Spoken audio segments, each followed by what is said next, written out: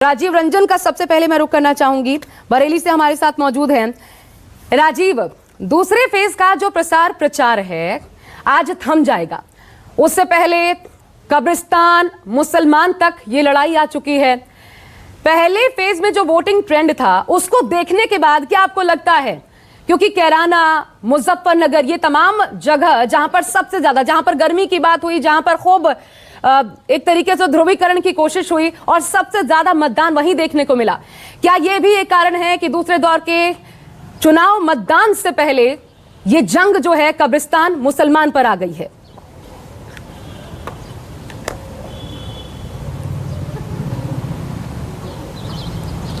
देखिए आशा, पहले चरण के मतदान में निगाहें इस बात पर लगी हुई थी कि जाट वोट किधर जाएंगे, जाट वोटों का बंटवारा होगा कि नहीं, भारतीय जनता पार्टी के पास कितने प्रतिशत जाट रह जाएंगे, कितने नहीं आएंगे। सारा जोर इस बात पर था कि जाट मुसलमान गठजोड़ होगा कि नहीं, जाट और मुसलमान एक ही जगह वोट देंगे कि नहीं, मुसलमान अगर जाट को दे रहा है तो जाट मुसलमान कैंडिडेट को वोट दे रहा है कि नहीं। दूसरी बात, इस बात पर भी निगाह थी कि आरएलडी की तरफ जाट और मुसलमान जा रहे हैं, लेकिन क्या जाट साइकिल चुनाव चिन्ह पर वोट करेगा कि नहीं। पहले चरण की मूल बातें ये थी। और जो दूसरी इंपॉर्टेंट बात थी कि बीएसपी इस लड़ाई को त्रिकोणीय बनाने में कितनी कामयाब होती है। ठीक उसी तरह से दूसरे चरण में सबसे इंपॉर्टेंट बात यह है कि मुसलमान वोटों का बंटवारा होगा कि नहीं। पिछली बार 2017 के विधानसभा चुनाव में अगर आप देखें, जहां मैं खड़ा हूं बरेली, इस जिले को अगर छोड़ दिया जाए तो इसके अलावा मुरादाबाद की बात मैं करूं, अमरोहा की बात करूं, बिजनौर की बात करूं, रामपुर की बात करूं, इन इलाकों में सहारनपुर की बात करूं, 35 से 50%, कहीं कहीं 50% से भी ज़्यादा मुस्लिम मतदाता है। जैसे क्लासिकल एग्जाम्पल आपको मुरादाबाद शहर की सीट का देता हूं, वहां पर 52% मुसलमान मतदाता है। लेकिन पिछली बार 2017 में जो वेव चल रही थी भारतीय जनता पार्टी की, शायद वो उतनी विजिबल नहीं थी मुसलमानों को, तो वहां मुस्लिम कैंडिडेट सब थे। इसके बावजूद 52% मुस्लिम मतदाता होने के बावजूद मुरादाबाद शहर की सीट बीजेपी ने, रितेश गुप्ता उनके उम्मीदवार हैं, 3500 वोटों से जीत ली, सिर्फ इसलिए कि मुस्लिम वोटों का बंटवारा हुआ।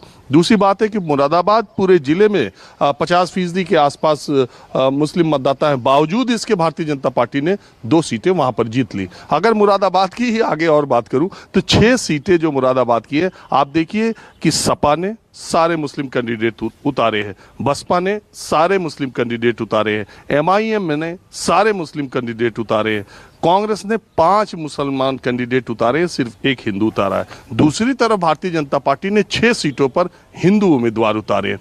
तो जहां पर इतनी ज्यादा संख्या है माइनॉरिटी के वोट्स की, उसके बावजूद भारतीय जनता पार्टी 2 सीटें जीतने में कामयाब हुई। और इस बार एमआईएम की बहुत सक्रियता, असदुद्दीन ओवैसी ने मुरादाबाद में एक तरह से 3-4 दिन का डेरा डाला हुआ था, एक तरह से आप देख लें तो वो असदुद्दीन ओवैसी क्या करेंगे। बीएसपी ने अभी हाजी रिजवान एक वहाँ के उम्मीदवार हैं, उनका टिकट, वो सपा के विधायक थे, उनका टिकट जैसे ही काटा उन्होंने तुरंत बसपा ज्वाइन किया और बसपा ने तुरंत उनको टिकट दे दिया। वो सपा की सिटिंग विधायक है, इस बार उनका टिकट कटा।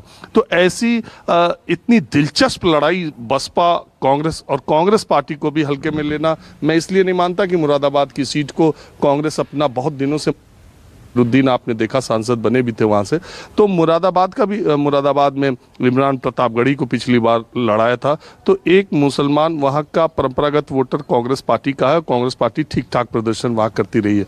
तो कांग्रेस, बसपा, ओवैसी, इन सारों ने मुस्लिम कैंडिडेट उतार दिए, तो भारतीय जनता पार्टी वहां पर क्या कर पाएगी। मैं बरेली में हूँ, यहाँ की सारी सीटें एक छोड़ करके बीजेपी ने जीत ली थी। बरेली में भारतीय जनता पार्टी मजबूत है, रुहेलखंड जिसको कहा जाता है, उस इलाके में भारतीय जनता पार्टी निश्चित तौर पर मजबूत मानी जाती है, सहारनपुर और बिजनौर में।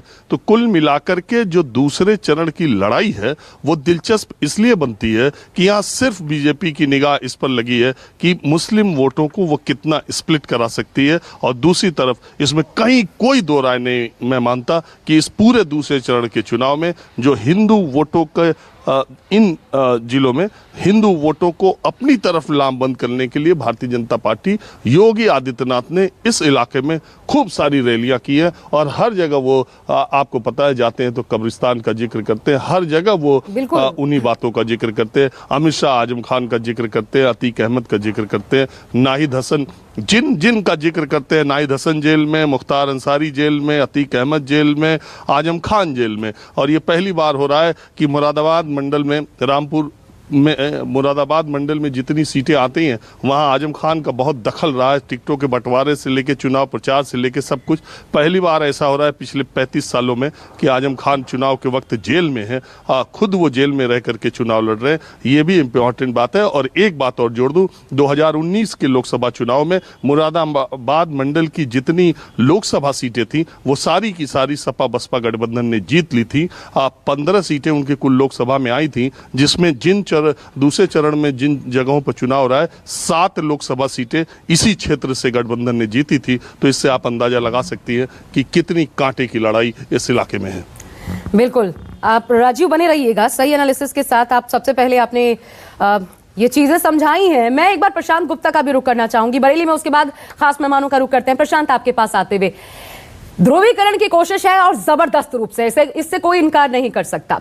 लेकिन ये जो सारी पार्टियां अलग अलग हैं इस बार, कोई किसी प्रकार एसपी आरएलडी, इधर कांग्रेस अलग है, बीएसपी एसपी आरएलडी तो गठबंधन है चलिए, लेकिन कांग्रेस अलग, बीएसपी अलग, एआईएमआईएम भी कूद पड़ी है। तमाम 35 से ये जितने 9 जिले हैं 35 से लेकर के 50% तक मुस्लिम बहुल, ऐसी आबादी जिसका सीधा सीधा चुनाव में प्रभाव पड़ेगा।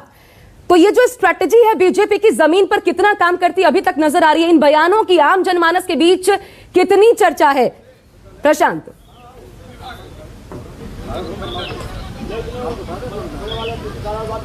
देखिए, मेरे सहयोगी राजीव रंजन ने अभी जो आपको सीटों का आंकड़ा दिया था वो आपको सहारनपुर, बिजनौर, रामपुर, मुरादाबाद का दिया था। रोहिलखंड की मैं अलग बाकी सीटों की बात करूं तो बरेली, जहां पे 9 विधानसभा सीट है, 9 विधानसभा पे 9 की 9 2017 में बीजेपी ने जीती थी। 2 लोकसभा सीटें आती हैं, एक बरेली की और एक आंवला की, दोनों पे बीजेपी का कब्जा है। वहीं रोहिलखंड के 2 और जिले हैं, शाहजहांपुर जहां पे 6 विधानसभाएं, 6 पे कब्जा था बीजेपी का 2017 में। और बदायूं की बात करें तो बदायूं में भी बीजेपी लीडिंग पोजीशन पर रही, हालांकि सारी सीटें नहीं जीत पाई थी।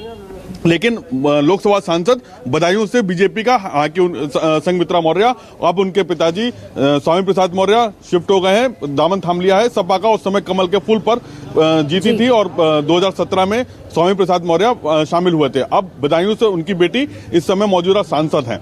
लेकिन अगर बात करें तो रोहिलखंड के बाकी जिलों की, जो कि बरेली से एक तरीके से कहा जाए कि उसको गढ़ माना जाता है, बरेली को रोहिलखंड की राजधानी भी कह सकते हैं। अब बात करते हैं हम शाहजहांपुर की, जहां पे मैं इस समय खड़ा हुआ हूं और जहां से कल अमित शाह का बयान आया था आजम खान को लेकर, अतीक अहमद को लेकर, मुख्तार अंसारी को लेकर।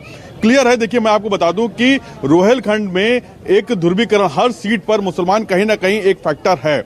और बरेली की बात करें, शाहजहांपुर की बात करें, बदायूं की बात करें तो हर सीट के ऊपर मुसलमान की तादाद जो है वो 30-35% से लेके कई 35% के लगभग है। और कई सीटों पर जो मुस्लिम मतदाता हैं वो कई सीटों पर, जैसे रामपुर है, मुरादाबाद है, या बरेली की बेहड़ी सीट है, या फिर बदायूं की बात करें तो कई जगह पर करीब ये जो आंकड़ा है ये 45% के ऊपर चला जाता है और कई सीटों पे तो 50 के ऊपर चला जाता है। तो इस तरीके के बयानों से जाहिर है ये दिखाने की कोशिश है कि जो लोग अपने आप को बहुत बड़ा समझते थे या फिर जिस तरह की वो राजनीति करते थे, मुस्लिम तुष्टीकरण की राजनीति करते थे, उनको बीजेपी सरकार में पूरी तरह से नेस्तनाबूद कर दिया गया, चाहे वो आजम खान हो, चाहे वो मुख्तार अंसारी हो, या फिर अतीक अहमद हो। तो ये एक मैसेज देने की कोशिश की जा रही है कि वो तुष्टीकरण की राजनीति के जरिए ध्रुवीकरण करने की कोशिश जो है वो इस पूरे चुनाव में दिखी। और अब क्योंकि आज आखिरी दिन है चुनाव प्रचार का, कल यहाँ पे बरेली में योगी आदित्यनाथ आए थे, अमित शाह ने शाहजहांपुर से रैली की थी, आज उसी को काउंटर करने के लिए अखिलेश यादव बदायूं से बरेली और शाहजहांपुर होते हुए अपना रोड शो करेंगे, यहाँ पे रैली करेंगे। नमस्कार, मैं हूं मानक गुप्ता। अगर आपको हमारा ये वीडियो पसंद आया हो तो इसे लाइक और शेयर जरूर करें, और हां, हमें सब्सक्राइब और फॉलो करना ना भूलें ताकि आप देश और दुनिया की कोई खबर मिस ना करें। तो जुड़े रहिए हमारे साथ और देखते रहिए News 24।